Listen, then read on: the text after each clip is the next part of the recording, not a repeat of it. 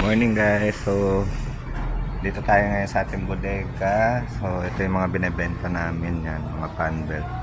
So tuturo ko sa inyo kung paano malalaman kung ang fan belt ay goods pa o hindi na.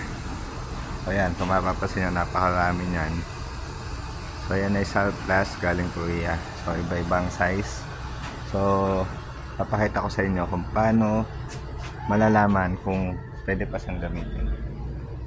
So, kagaya nito guys. Ito. Yan. Yan. So, makikita mo may guhit na siya sa gitna. So, biyak na siya. So, ito ay no good. So, tingin tayo ng iba. So, ito. Yan. Pansinin nyo naman itong isa.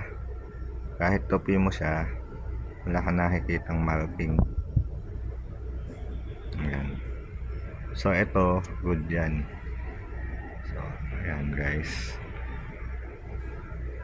Kaya kailangan maingat sa pagpili, sa pagbili ng mga surplus. Kailangan na ma-check maigi. Ayan. So, kagaya niyan, ito ay no good na siya. Good. So, ulitin ko. No good. Good. So, ganyan guys. Ganyan ang pagpili ng mga pagbili o pagpili ng mga fan belt. So, ito iba-ibang size yan guys. So, napakarami nito. So, ito galing to sa mga bus at saka sa mga truck. So, ayan guys. So, kita nyo. Ayan. So, isa yan sa trabaho ko guys. Nagbebenta ako ng mga ganito. Ayan. Iba-ibang klase ng fan belt.